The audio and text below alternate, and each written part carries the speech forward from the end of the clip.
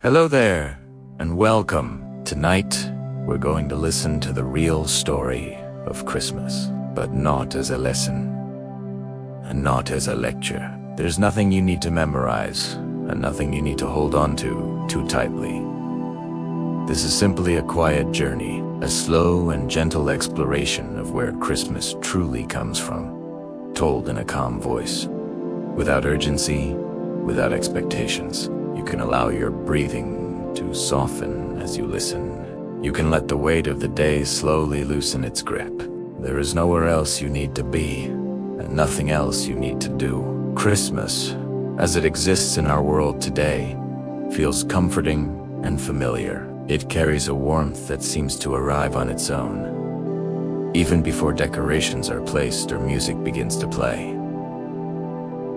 Soft lights glow against long winter nights. Evergreen branches rest quietly in homes and public spaces. Familiar melodies drift through the air, slower and more tender than the sounds of the rest of the year. For many people, Christmas feels timeless, as if it has always existed exactly as it does now. But the deeper truth is more complex and far more mysterious. Long before Christmas had a name, before it had a date, before it was associated with a specific story or tradition, winter itself was the central experience that shaped everything. For ancient people, winter was not symbolic.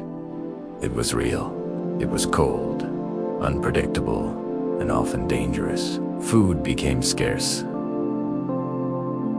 Travel slavad. Darkness arrived earlier each afternoon and lingered longer into the morning hours. The sun, which governed warmth, crops, and life itself, appeared to weaken with each passing day. This gradual loss of light stirred something deep in the human mind.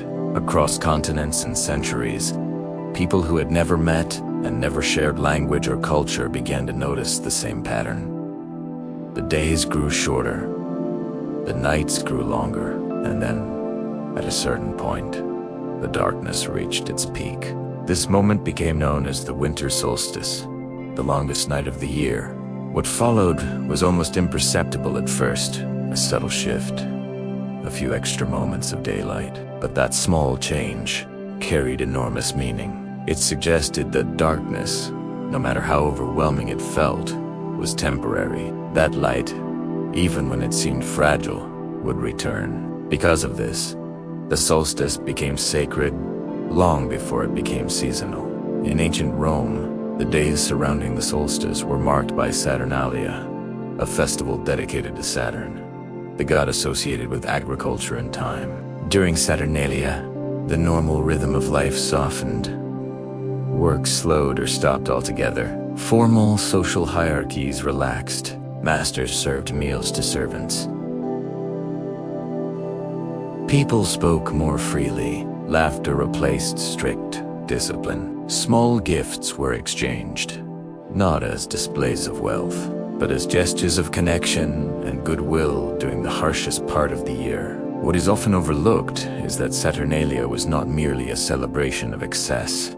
It was a pause, a collective acknowledgement that survival itself was something to be grateful for. It was a reminder that community mattered most when conditions were hardest. Farther north, among Germanic and Nordic peoples, this solstice inspired Yule. This was not a single night, but a season of waiting and watching. Fires were kept burning for days, sometimes from a single massive log believed to protect the home and invite warmth back into the world. Evergreen plants were brought indoors, not for decoration, but because they stayed alive when everything else appeared to die. These branches were symbols of endurance, quiet signs that life could persist, even through cold and darkness. Animals were honored. Ancestors were remembered. Stories were told slowly by firelight. The world outside felt still, frozen, and silent, while the interior spaces became places of warmth and shared presence. Across many cultures, similar patterns emerged. Different names, different myths, the same instinct: to gather, to slow down, to mark the passage of darkness and wait patiently for light to return. What is rarely emphasized is that none of these traditions were originally tied to a single historical birth. They were responses to nature itself, to fear, to uncertainty, to hope. When early Christianity began to spread through the Roman world, it entered a landscape already filled with deeply rooted winter customs. The story of Jesus, as told in the Gospels, does not include a specific date for his birth. The earliest Christians did not celebrate it annually. Their focus rested on his teachings, his death, and what they believed was his resurrection. Birthdays, in the ancient world, were not always seen as spiritually significant.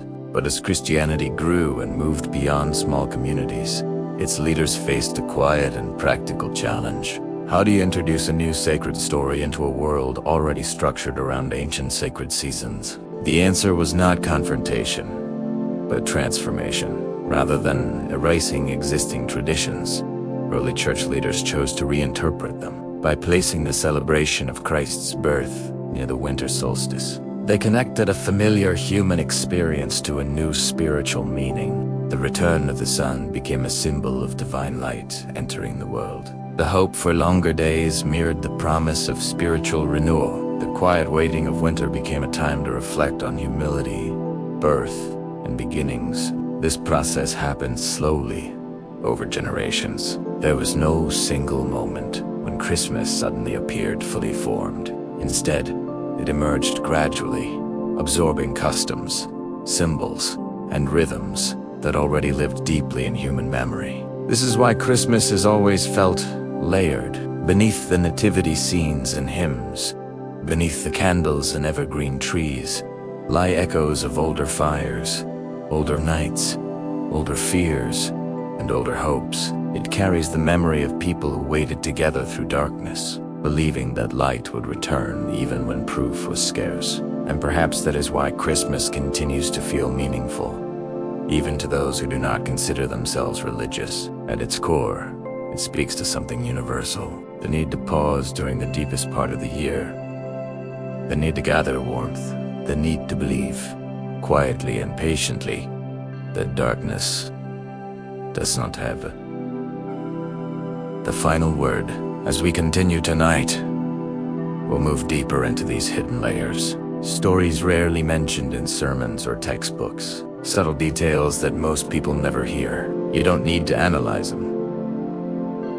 You don't need to hold on to them. Just let them pass gently through your awareness, like the slow return of daylight after the longest night of the year. When you're ready, we'll continue into the next chapter of this quiet story. B-L-O-C-K. To the date that was never written. As Christmas slowly took shape across centuries, one quiet detail remained unresolved. A question so simple that most people assume it has always had a clear answer. A date printed on calendars, repeated every year, rarely questioned. When exactly was Jesus born? The surprising and often overlooked truth is that the Bible never tells us. In the Gospel accounts of Matthew and Luke, the only texts that describe the birth of Jesus, great care is taken to describe meaning rather than measurement. We are told about a journey to Bethlehem, about a census that required movement and inconvenience, about a child placed in a manger because there was no room elsewhere. We read of shepherds in nearby fields, of angels announcing something extraordinary, of visitors who arrive guided by signs rather than certainty. Yet nowhere in these stories is there a day, a month, or even a season clearly defined. This absence was not accidental. For the earliest Christians, the lack of a specific birth date did not feel like something missing. In the ancient world, birthdays were rarely celebrated with joy or ritual. In some cultures, birthdays were associated with fate, astrology, or ominous predictions. What mattered far more was how a person lived, what they taught, and how their life ended. Meaning was not anchored to a calendar, but to transformation. For followers of Jesus, the focus rested on his message, his actions, and ultimately on his death and what they believed followed it. Birth was understood as a beginning, but not yet a revelation. The revelation, they believe it unfolded later. Because of this, for nearly 3 centuries after the time of Jesus, There is no historical evidence that Christians celebrated Christmas at all. Instead, early Christian communities centered their sacred calendar around Easter. The remembrance of the crucifixion and resurrection was seen as the pivotal moment in the story. It was the axis around which belief revolved. Other observances existed, but none carried the weight that Easter did. The birth of Jesus, while meaningful, remained quietly in the background. So how did December 25th eventually enter the story? The answer did not arrive suddenly, and it did not come from a single authority. It emerged gradually, shaped by theology, symbolism, cultural memory, and the passage of time. By the 3rd and 4th centuries, Christianity was no longer a small movement meeting quietly in homes. It had spread widely throughout the Roman Empire.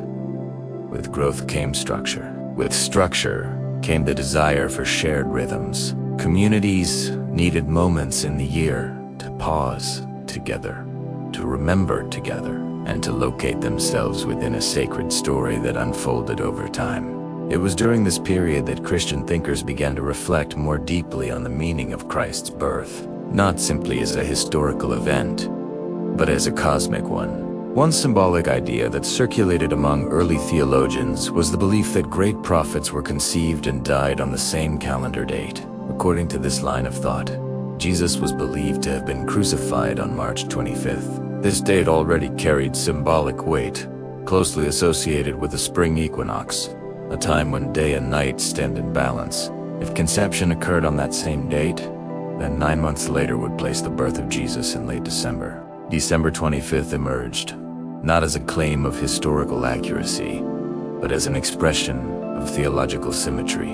At the same time, the Roman world was already marking the winter solstice with powerful festivals. One of the most prominent was Dies Natalis, Solis, the birthday of the unconquered sun.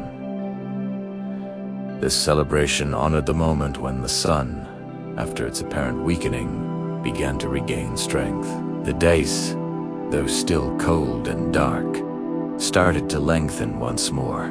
For people living in that world, this was not abstract symbolism. It was visible, measurable, felt in the body. Light was returning. For early Christians, the symbolism aligned naturally with language already present in Scripture. Jesus was described as light entering the world, light that darkness could not overcome. By placing the celebration of his birth near the solstice, the story spoke a language people already understood, without needing explanation or argument. This alignment was not about replacing one belief with another through force. It was about translation. Old rhythms were given new meaning. Familiar dates were filled with a different story. The solstice did not disappear. It became layered. What many people do not realize is that even after December 25th began to gain recognition, Christmas was far from universally observed. Different regions followed different traditions. In parts of the Eastern Christian world, the birth of Jesus was celebrated on January 6th, a date that later became known as Epiphany. In some communities, the birth and baptism of Jesus were remembered together as a single sacred moment. For centuries, Christmas existed not as a single, fixed event, but as a flexible observance that shifted depending on geography and culture. This flexibility shaped the nature of Christmas itself. It was never rooted in precision. It did not depend on astronomical certainty. Its power came from resonance rather than accuracy. Even today, scholars continue to debate the possible season of Jesus' birth. Some point to references of shepherds in the fields, suggesting a springtime setting. Others note that winters in the region can be mild, making December plausible. Still others remind us that the gospel writers were not concerned with climate or chronology at all. They were concerned with meaning. The quiet truth is that Christmas was never meant to answer every question. It was meant to offer something else, a symbol of hope entering a world familiar with darkness, a story that could be returned to year after year, regardless of exact dates or historical debates. Perhaps this is why the absence of a written date feels strangely appropriate. In a world that often demands certainty, Christmas allows space for mystery. It does not insist on proof. It invites reflection. It asks us to sit with uncertainty, gently, without resistance. As you listen, you may notice how naturally this story slows the mind. There is no argument to resolve, no conclusion to defend. Only a gradual unfolding, like the slow extension of daylight after the longest night, barely noticeable at first, but undeniable over time. In the next block, we'll move closer to the familiar images of Christmas, the shepherds, the stars, and the quiet details that shape the nativity story as it came to be told. For now, simply let this moment rest. Let the mystery remain where it belongs. Calm, unhurried, and quietly present. Block 3. The Night Watchers and the Quiet Sky. As the story of Christmas continued to take shape across centuries of retelling, reflection, and quiet listening, one image remained especially persistent, returning again and again with remarkable consistency. Shepherds beneath an open night sky, not rushing, not speaking loudly, simply watching, waiting, listening. It is one of the most familiar scenes associated with the Nativity, and yet one of the most quietly complex. Over time, shepherds became symbols of innocence and humility, softened by art and tradition. But in their original context, their presence carried deeper meaning, rooted firmly in the realities of night, vigilance, and endurance. In the ancient Near East, shepherding was not a romantic occupation. It required long hours of solitude, physical resilience, and constant alertness. Shepherds lived much of their lives outdoors, moving with their flocks across open land, exposed to changing weather and unpredictable danger. Wolves, thieves, and sudden storms were real threats, especially after sunset. Night was not a time of rest, but a time of responsibility. To watch over sheep in darkness meant learning to exist in a state between wakefulness and stillness, where every sound mattered and every movement carried meaning. This detail is not incidental. The Gospel of Luke describes shepherds living out in the fields, keeping watch over their flock by night. The language suggests continuity, not a brief task, but a way of life. These were people accustomed to darkness, familiar with silence, trained by experience to notice what others might miss. Their awareness was not sharpened by education or authority, but by repetition and patience. They knew how to remain present when nothing appeared to be happening.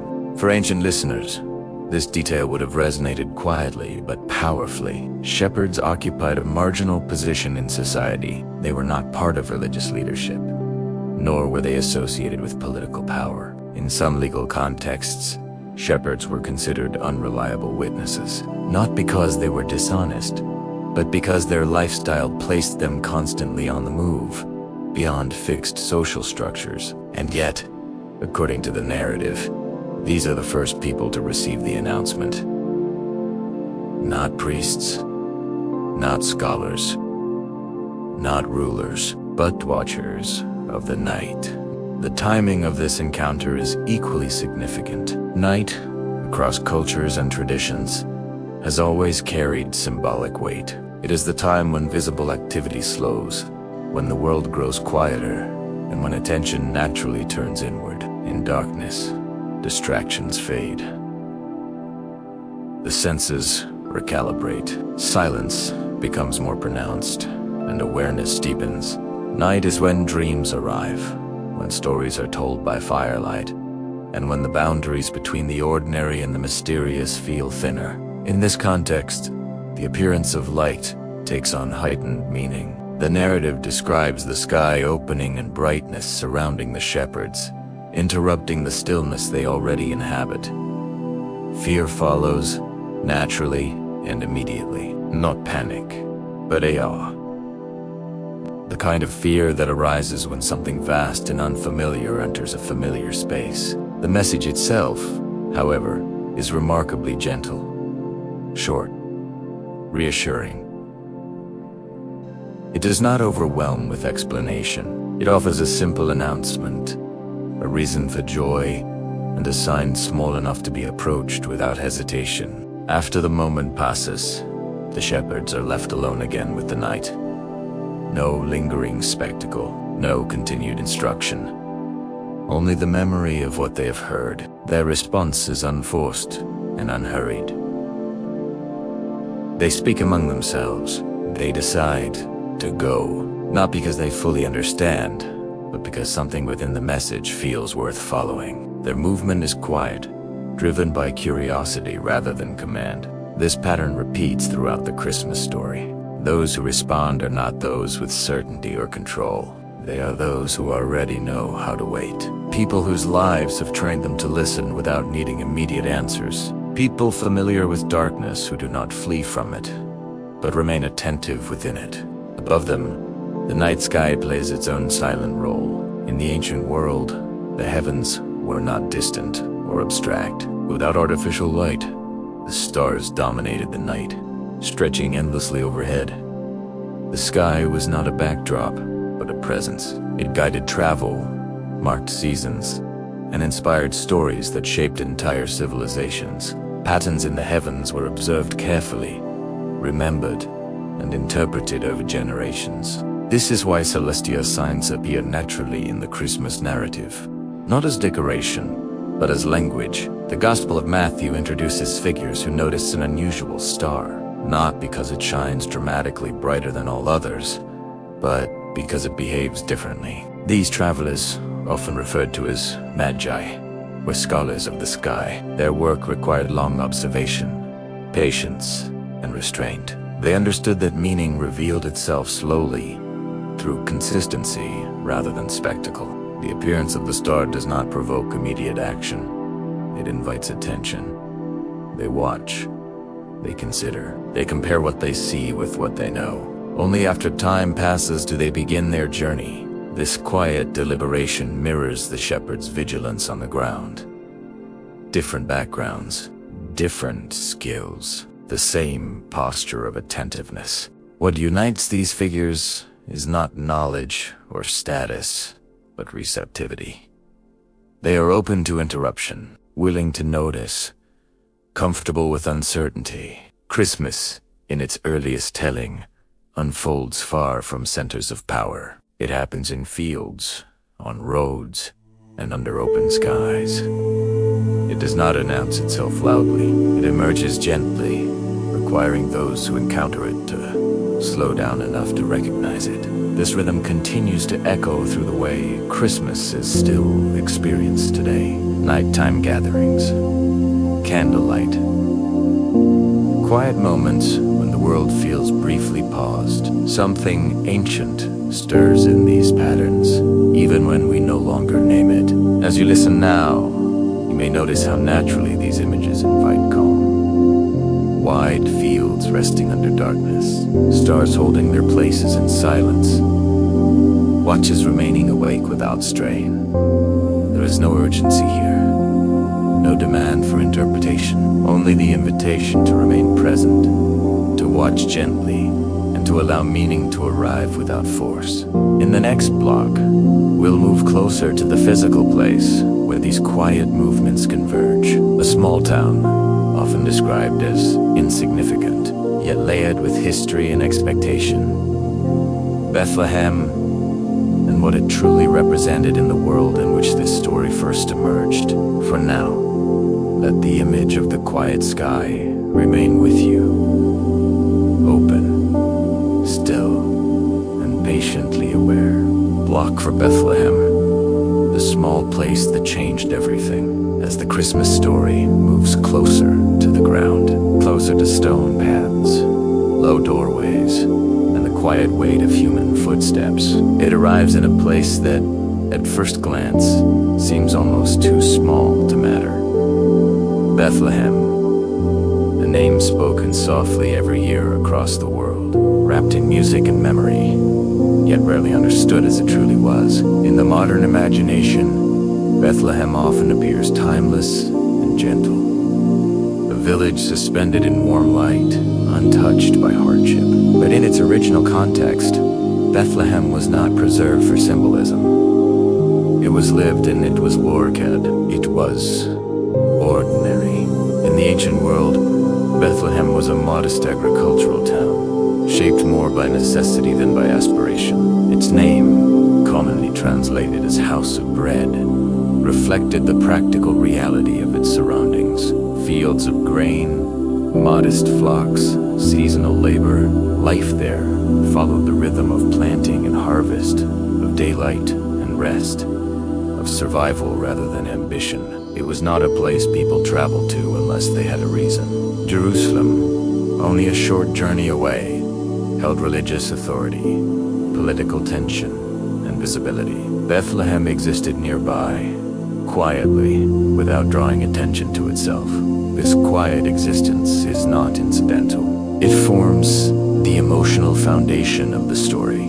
Bethlehem appears sparingly in ancient texts, often briefly, and almost always without embellishment. It is remembered most clearly as the hometown of David, a shepherd who became king. This connection carried symbolic weight in Hebrew memory, suggesting that leadership and significance could emerge from obscurity. Yet centuries passed, and Bethlehem remained what it had always been, a town of daily routines, known to those who lived there, largely ignored by the wider world. By the time of Jesus' birth, Bethlehem found itself pulled into events far beyond its control. The Roman Empire governed the region with administrative efficiency, ordering censuses that required people to register according to ancestral ties. These decrees were not requests. They were obligations. Compliance meant travel, disruption, and discomfort. According to the Gospel of Luke, Joseph travels to Bethlehem because of such a census, not out of devotion, but necessity. The story begins not with spiritual intent, but with bureaucratic demand. This detail grounds the narrative in lived reality. The journey to Bethlehem is not romantic.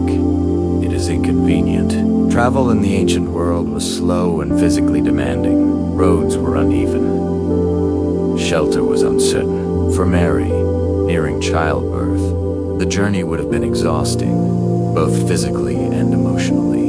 Yet the story does not linger on complaint or resistance.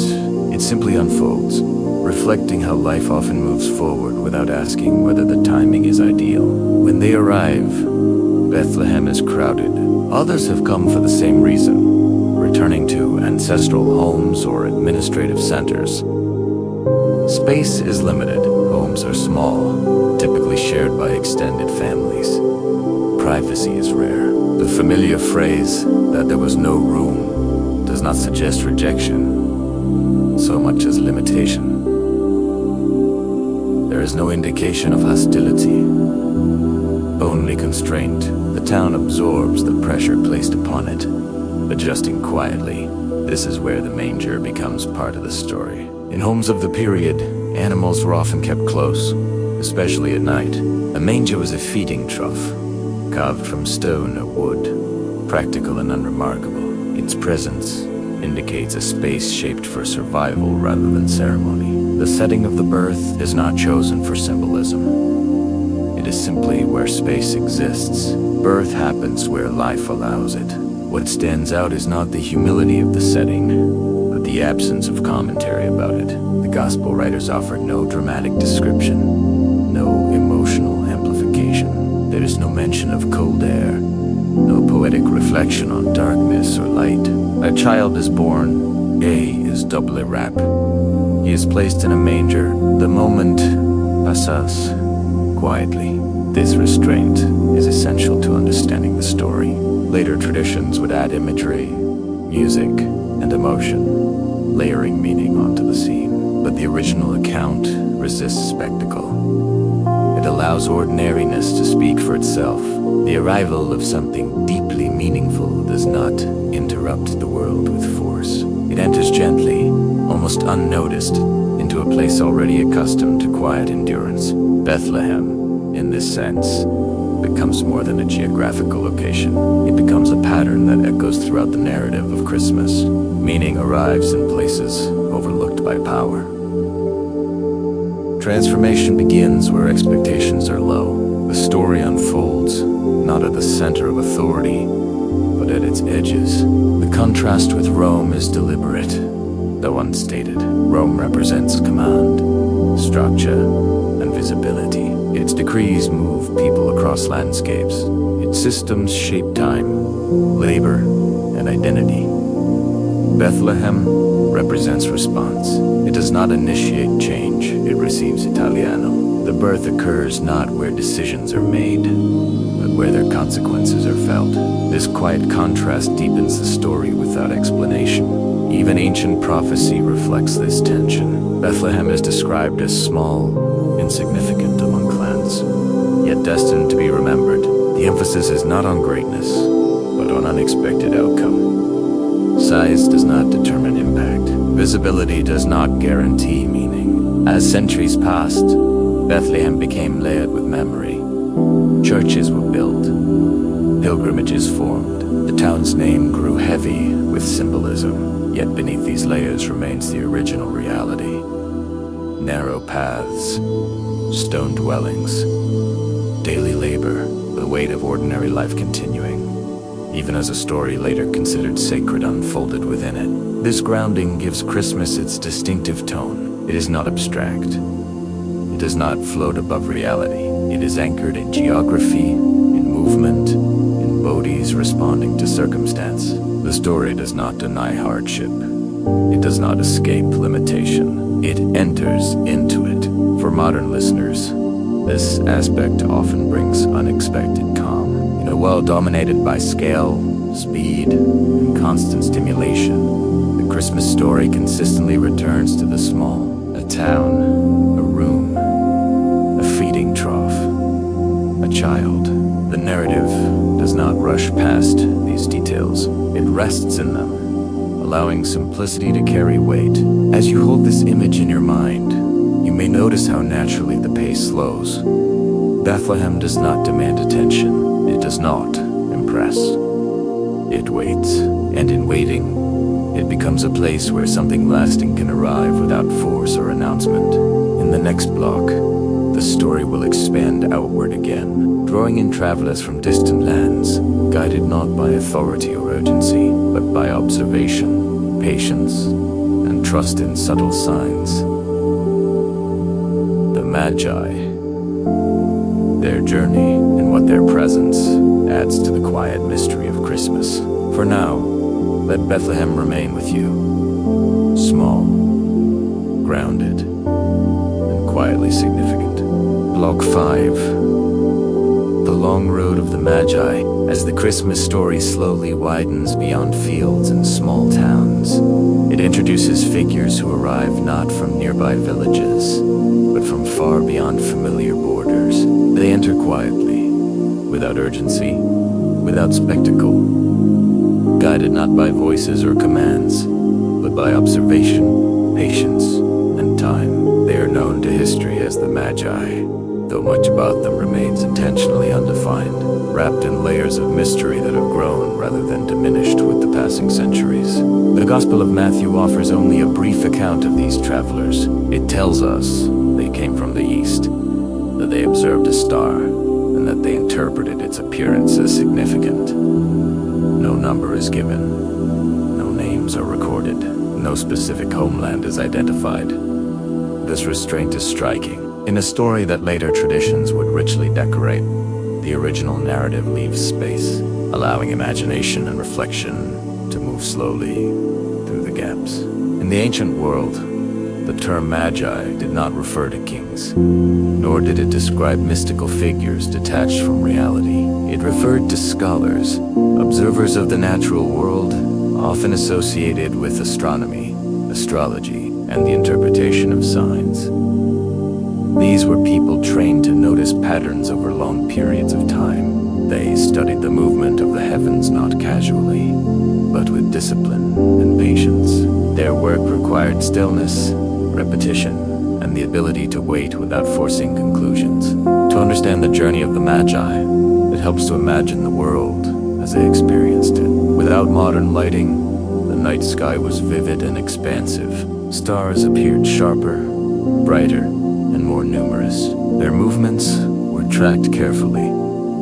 Subtle changes mattered, an unusual alignment, a new brightness, or an unexpected path across the sky could signal change.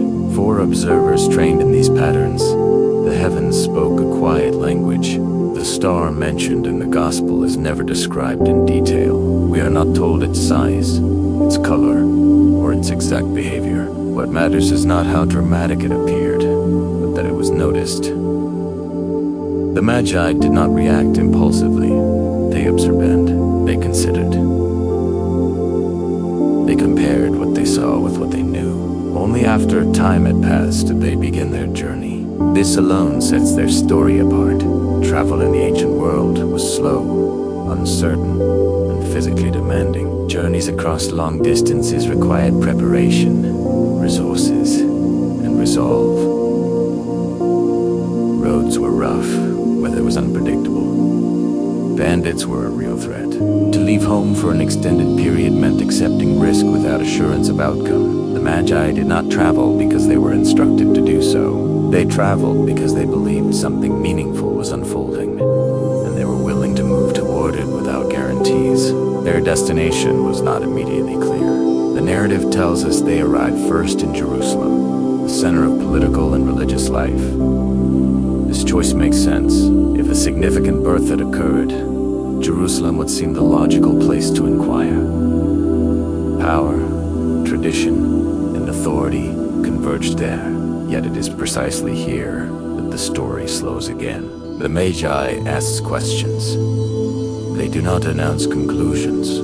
They seek information. The response they receive is telling. Herod, the ruler of the region, is described as troubled by their inquiry. His unease spreads to the city itself. The arrival of outsiders asking about a newborn king disrupts the fragile balance of control. While the Magi are guided by curiosity and interpretation, Herod responds with fear and calculation. Two approaches to uncertainty meet briefly in the same space. This contrast adds depth to the narrative. The Magi represent attentive openness. Herod represents defensive power. Both are responding to the same information, yet their inner postures differ entirely. The story does not comment directly on this contrast. It allows it to exist quietly, leaving the listener to notice. When the Magi continue on to Bethlehem, the story returns once more to smallness. The child they seek is not found in a palace or a temple. He is found where space happened to be available. The contrast between expectation and reality remains consistent.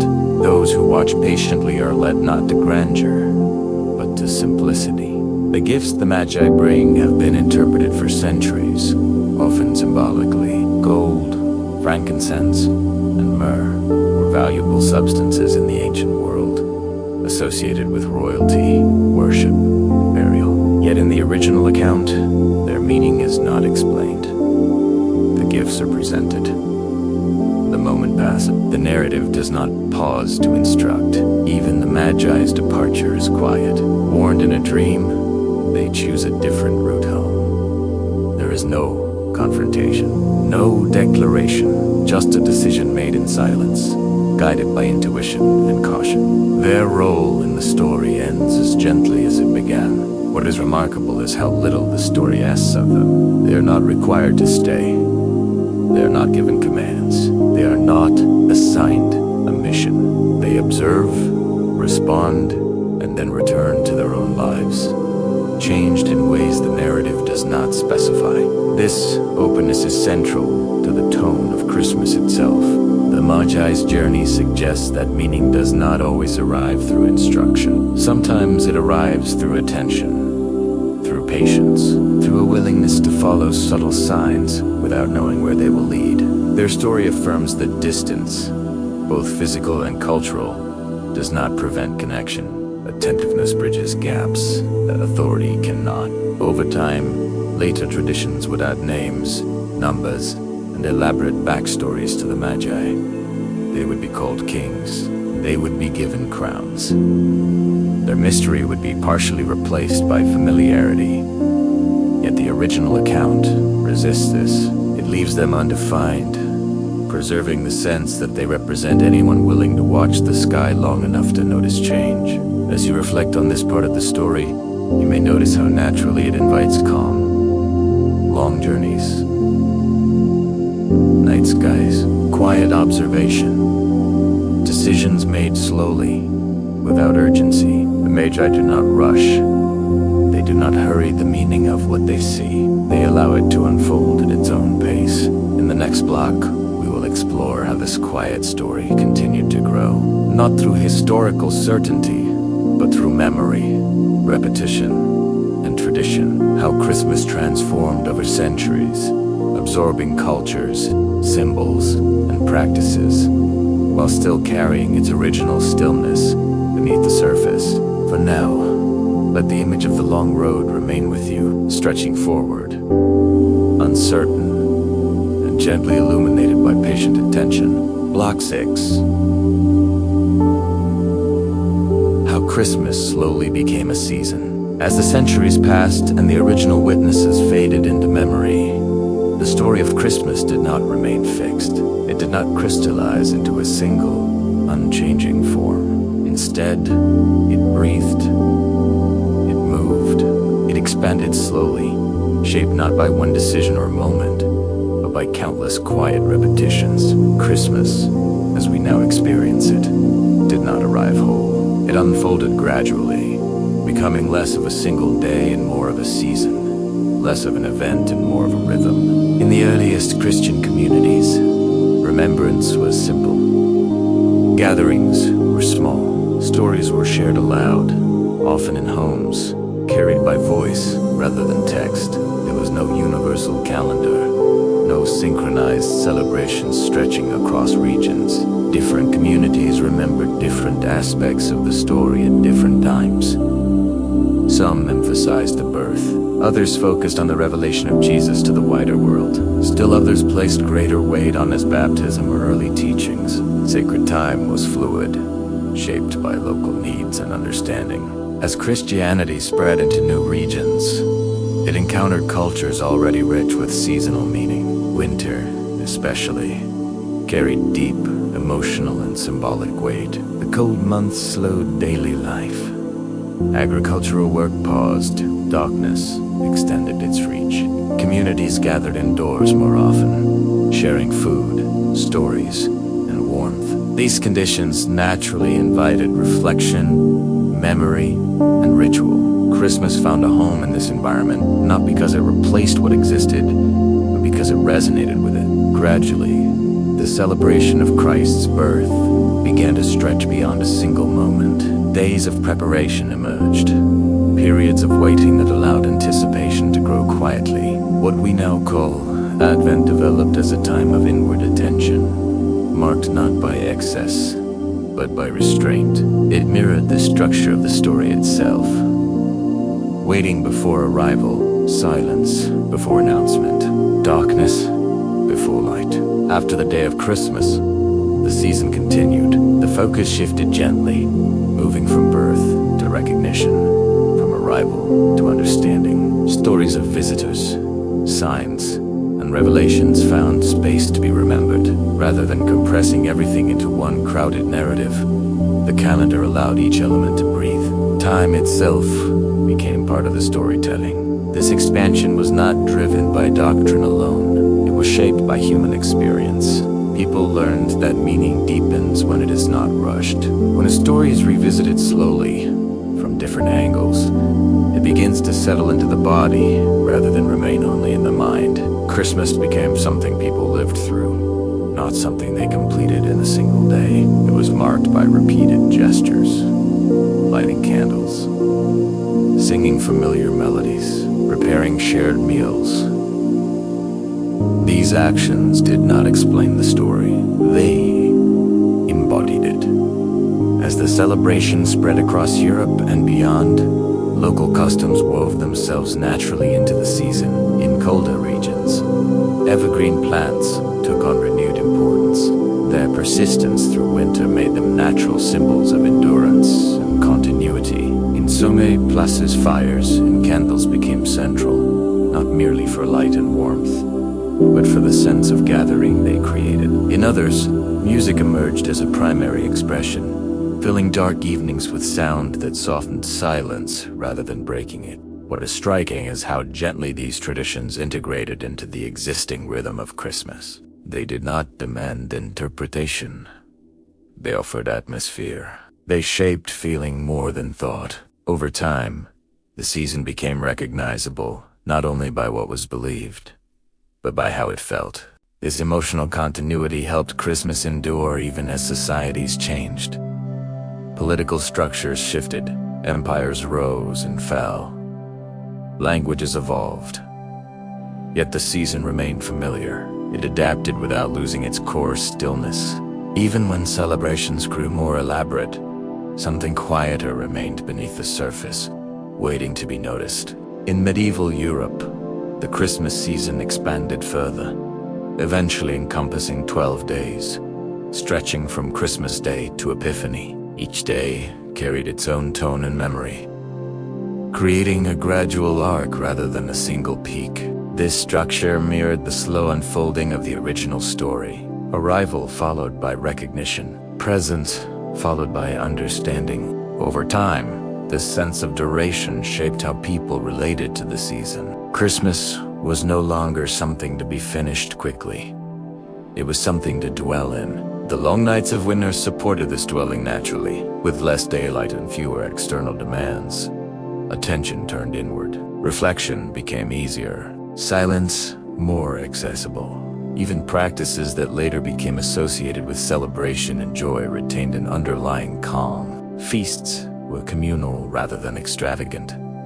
Music was shared rather than performed. The season invited participation rather than observation. As centuries passed, Christmas continued to absorb new influences.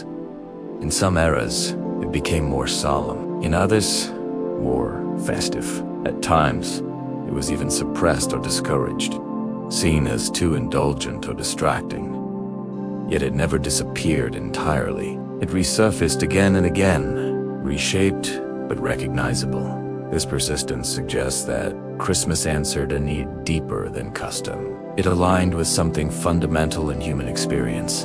At its core, Christmas offers permission to slow down. It arrives during the darkest part of the year and does not attempt to rush past it.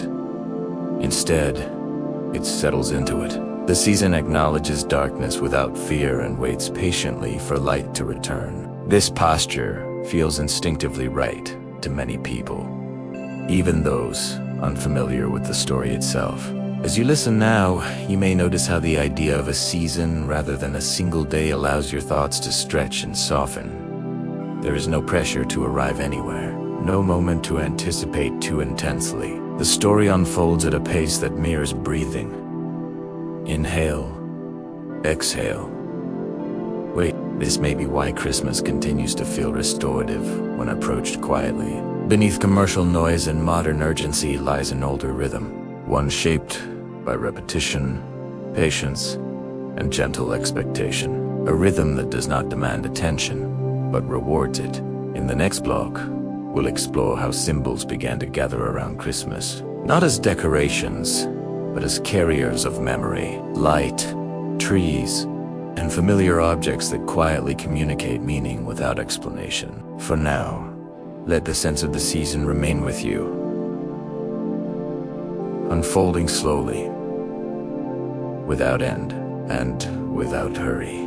Block 7. The quiet language of light and evergreen. As Christmas settled into the shape of a season rather than a single moment, it began to gather symbols around itself, not suddenly, and not by design, but gradually, almost unconsciously.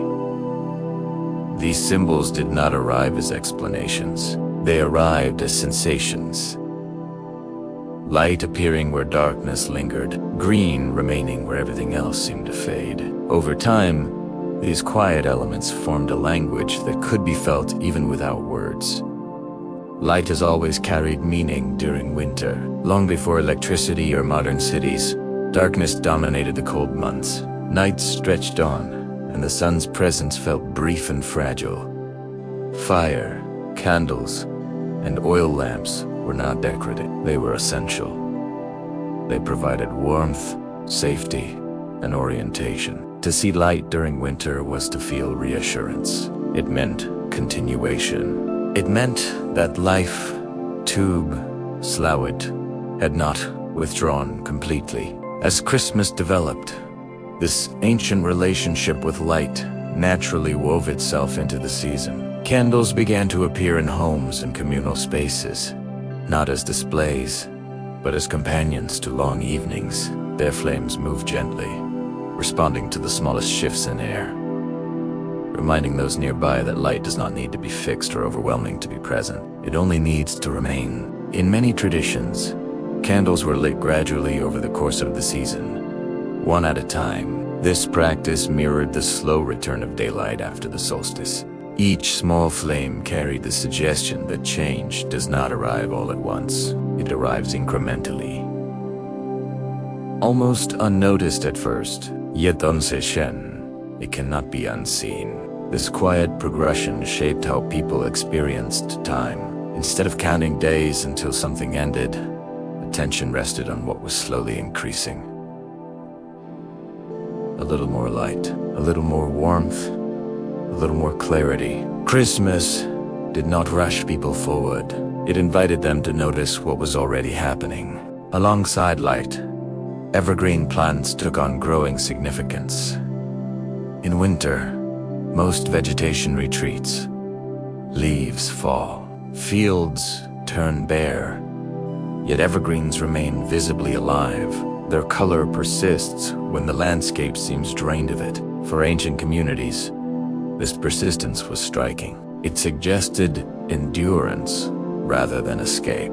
Life continuing not by resisting winter, but by existing within it. Bringing evergreen branches indoors was not originally decorative. It was instinctive. These branches carried the scent of forests and open land into enclosed spaces. They reminded people of continuity beyond the walls they sheltered behind. In a season marked by stillness, the presence of something living offered quiet comfort. Over time, evergreen plants became central to Christmas spaces. They appeared in doorways, on tables, and eventually as trees brought fully indoors. The act of bringing a tree inside transformed the interior environment. The boundaries between inside and outside softened. The forest entered the home, carrying with it a sense of groundedness and calm. The Christmas tree itself emerged gradually, shaped by regional practices rather than universal decree. Early versions were simple. A tree, a few candles, occasionally fruit or handmade ornaments. The focus was not on abundance, but on presence. The tree stood quietly, absorbing attention without demanding it. What is striking is how these symbols function without instruction. A candle does not explain itself. An evergreen branch does not argue its meaning. Their effect is immediate and sensory. They communicate through atmosphere rather than language. This is why they have endured so effectively across cultures and centuries. As societies changed and technologies advanced, the practical necessity of light diminished. Darkness became easier to manage.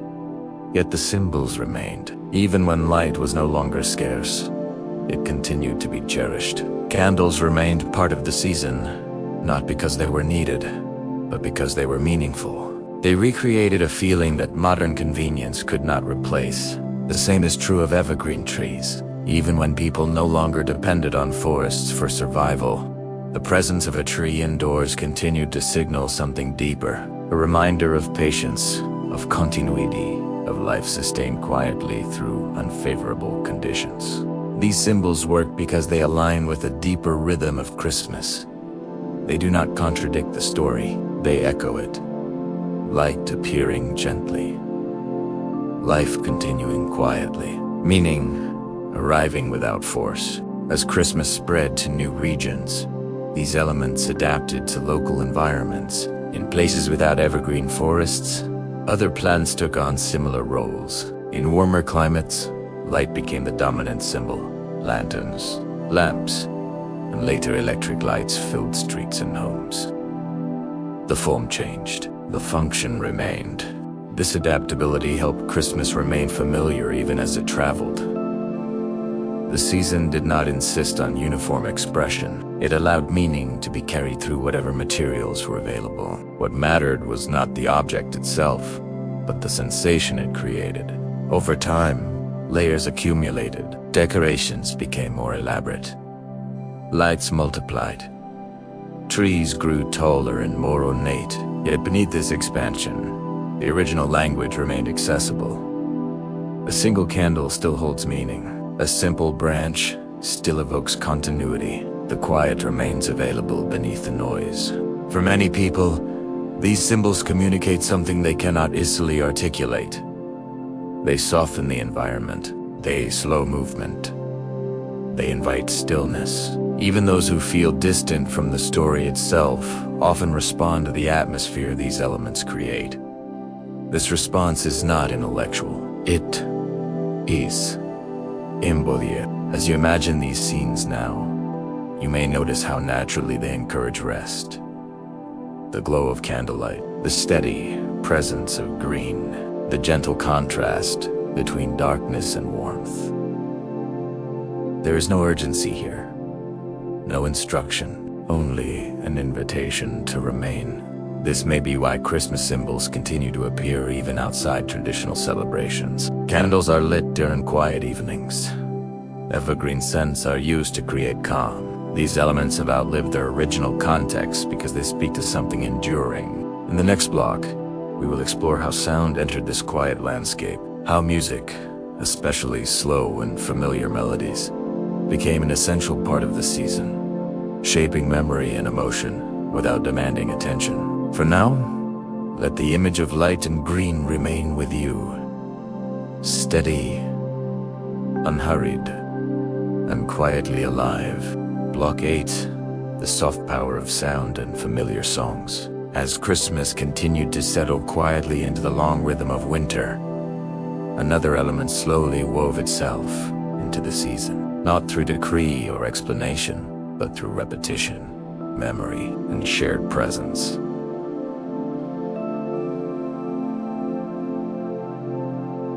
Sound, more specifically, music that did not demand attention, but gently invited it. In the darkest months of the year, when daylight faded early and silence stretched for hours, sound became a way of shaping time itself. Voices, simple instruments, and familiar melodies filled spaces that might otherwise feel empty, transforming long nights into something softer and more inhabitable. In the ancient world, music was rarely a background element. It was not something people consumed while distracted. It was something created by those present, shaped by breath, hands, and proximity. There were no recordings, no amplification, no separation between performer and listener. To hear a song meant to share physical space with the one singing it. To join in meant to become part of the sound itself.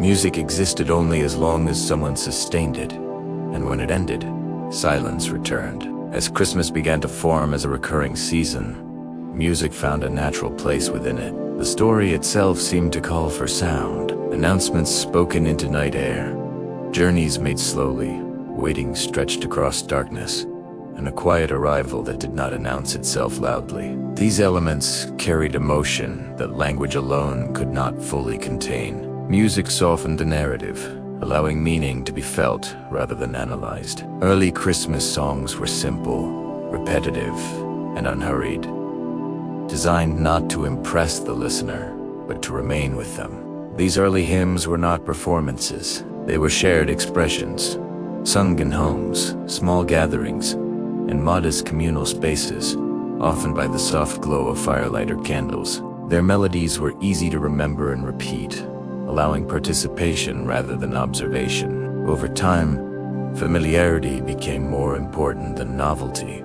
A song known by heart carried more comfort than a new one perfectly performed. Repetition itself became part of the experience, reinforcing a sense of continuity across years. Sound, unlike text, does not require focus to be received. It can exist at the edges of awareness, shaping mood without demanding attention. This quality made music especially suited to winter evenings. As physical activity slowed and people gathered indoors, music filled the space gently, softening silence without breaking it.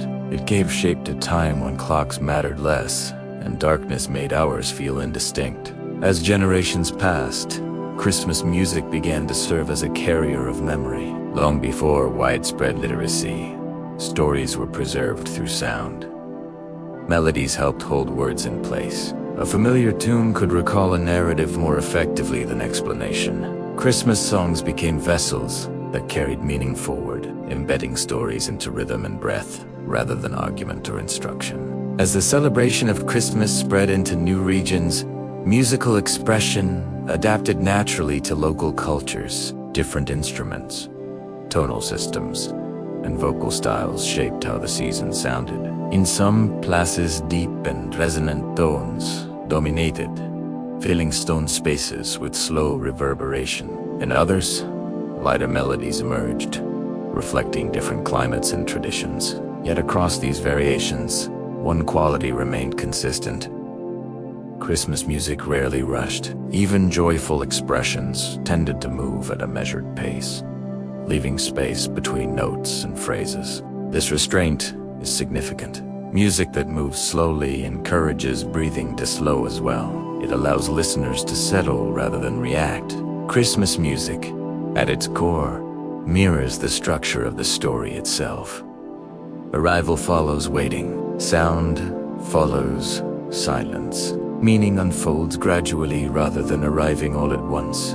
Over centuries, as musical traditions grew more complex, Christmas music evolved alongside them. Choirs formed, harmonies deepened, and compositions expanded in scope. Yet even as arrangements became more elaborate, the emotional center remained recognizable. Beneath layers of harmony and instrumentation, the same themes persisted. Quiet arrival, gentle light, shared presence. This continuity helps explain why familiar Christmas music can evoke memory almost instantly. A few notes are often enough to shift awareness. Attention softens. The mind moves away from analysis and towards sensation. This response is rarely conscious. It is built through repetition across years, sometimes across generations. The song becomes linked not only to the story it tells, but to moments of life in which it was heard. Interestingly, Christmas music often functions best when it is not the primary focus. Played softly in the background, it shapes the environment without dominating it. It accompanies rather than interrupts. This allows it to coexist with conversation, reflection, or quiet activity. Its role is not to demand engagement, but to offer a gentle, emotional anchor. Even secular Christmas music tends to reflect this pattern. Songs about homecoming, warmth, and familiar places recur again and again. The emphasis remains relational rather than dramatic. These songs do not seek to overwhelm. They seek to comfort. They return listeners to a sense of belonging, even if only briefly. With the advent of technology, music became portable and endlessly repeatable. Recordings allowed songs to be heard without the physical presence of singers. This changed the nature of musical experience, introducing distance between sound and source. Yet Christmas music retained its seasonal power. Even when heard through speakers rather than shared voices, it continued to carry emotional weight. Familiarity replaced immediacy, but connection remained. In many homes, Christmas music now marks transitions. It signals the beginning of the season. It accompanies daily routines. It plays quietly while other activities unfold. Its presence becomes part of the background fabric of life, shaping mood without demanding conscious attention. In this way, music becomes less an event and more an atmosphere. This gentle integration explains why silence during winter can sometimes feel incomplete without sound. Darkness amplifies stillness. Music fills that space softly, preventing isolation without erasing quiet. It reminds listeners that time continues to move, but without urgency, that something familiar remains. For many people, Christmas music becomes inseparable from personal memory. A room, a particular light, a moment of calm. Over time, these associations deepen, layering new experiences onto old melodies. Eventually, a song becomes less about its lyrics and more about how it feels to hear it again. Comfort replaces comprehension. This is the soft power of sound within the Christmas season. It bypasses explanation. It does not persuade or instruct. It simply returns, familiar and unchanged, offering the same calm presence it offered before. It asks nothing in return. As you imagine these sounds now, you may notice how naturally they invite rest. Slow melodies drifting through dim rooms. Gentle harmonies that do not insist on being heard. Voices blending without effort. There is no urgency here. No expectation. Only the option to listen, or to let the sound fade into the background of thought. In the final block, we will turn toward the present moment, exploring how all these layers, story, season, symbols, light, and sound continue to coexist today, often beneath noise and movement, waiting quietly to be noticed. For now, let the memory of sound remain with you. Soft, familiar, and patiently present. Block 9. When silence learned to live beside noise. As Christmas moved closer to the present day, it entered a world very different from the one in which it first took shape. A world faster, louder, and increasingly filled with signals competing for attention. Calendars tightened. Commerce expanded. Time became segmented, scheduled, and measured with precision. Yet despite these changes, Christmas did not abandon its quieter core.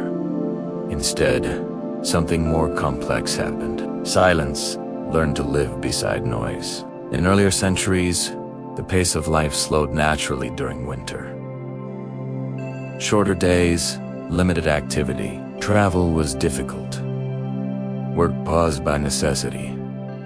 Reflection was not scheduled. It emerged because there was little else to do. In the modern world, however, winter no longer forces stillness. Artificial light extends productivity. Technology collapses distance. Activity continues, uninterrupted. Christmas enters this environment not as a pause imposed by nature, but as an invitation that can easily be ignored. This shift reshaped how the season was experienced. As industrialization spread, time became structured around efficiency rather than rhythm. Work weeks standardized. Holidays were defined by calendars rather than weather. Christmas gradually transformed from a lived season into a marked event. A date, a deadline. Something anticipated and completed quickly. The slow unfolding that once characterized the season, compressed into a narrow window. Alongside this compression came commercialization. Markets recognized the emotional power of Christmas long before most people consciously named it. The symbols that once carried quiet, meaning light, warmth, familiarity, became tools for communication and persuasion. Shop windows filled with brightness. Music played continuously. Images repeated familiar themes at increasing volume. None of this erased the meaning of Christmas, but it altered the way people encountered it. Noise increased, not only in sound, but in expectation. Christmas became associated with activity, buying, preparing, traveling, hosting. The season that once invited waiting now demanded completion. Lists replaced rituals, schedules replaced pauses. For many, the experience became layered with pressure rather than rest. The quiet center of the story did not disappear, but it became harder to reach. And yet, something remarkable persisted. Despite the noise, many people continued to seek moments of stillness during the season, often instinctively. A quiet evening after activity subsides. Lights left on in an empty room. Music played softly rather than loudly. These moments do not announce themselves as meaningful. They are noticed only when one slows enough to feel them. This coexistence of noise and quiet reflects a deeper truth about Christmas in the modern world. The season no longer guarantees stillness. It offers it. quietly, beneath layers of activity. Silence does not dominate. It waits. Interestingly, this waiting mirrors the original story itself. Christmas has always unfolded beneath larger forces: Roman administration, political authority, social expectation. Even in its earliest telling, the story does not exist apart from noise. It exists beside it. A census takes place. A ruler grows uneasy. Crowded towns absorb movement. Yet within this movement, something quiet arrives and remains unchanged by the surrounding urgency. This pattern repeats across history. Each era adds its own layer of distraction, yet the underlying rhythm remains accessible. It is not removed. It is simply less obvious. The season becomes a kind of overlay, where two experiences exist simultaneously. One fast, one slow, one loud, one quiet. For many people today, Christmas becomes meaningful not through participation in every activity, but through selective attention. Choosing what to engage with, choosing what to let pass. Silence becomes something intentional rather than automatic. It must be protected rather than assumed. This is why simple practices often carry more weight now than elaborate ones. Sitting quietly with dim lights, listening to familiar music at low volume, observing decorations without needing to adjust them. These moments reconnect the modern experience of Christmas with its older rhythm. Technology plays a paradoxical role in this process. On one hand, it amplifies noise, constant communication, endless imagery, continuous stimulation. On the other, it allows access to stillness on demand. A recording of quiet music, a dim screen showing slow movement, a reminder to pause. Tools once used for efficiency can be repurposed for rest. This duality reflects the adaptability of Christmas itself. The season has never been static.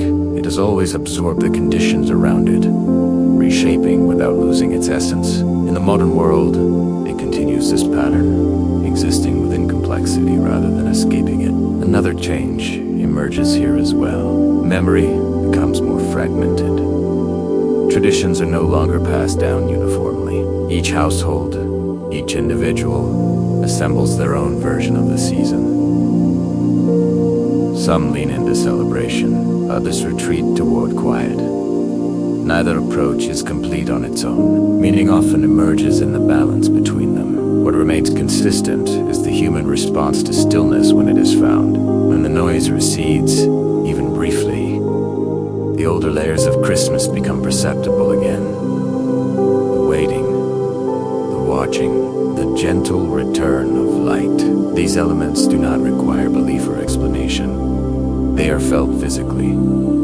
A softening of breath, a slowing of thought, a sense of space. Returning. As you listen now, you may notice how simply acknowledging this coexistence brings relief. There is no need to reject noise entirely. There is no requirement to preserve silence perfectly. Christmas does not demand purity of experience. It allows contrast. Silence does not compete with noise. It survives. Beside it, this survival may be the most modern mystery of all. In a world that rarely stops, the season still carries the possibility of pause. Not enforced, not guaranteed, but available. In the final block, we will gather all these threads together.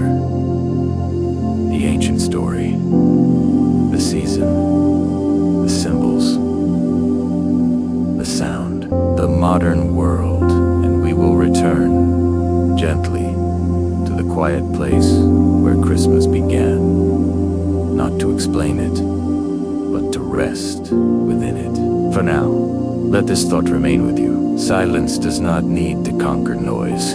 It only needs to exist.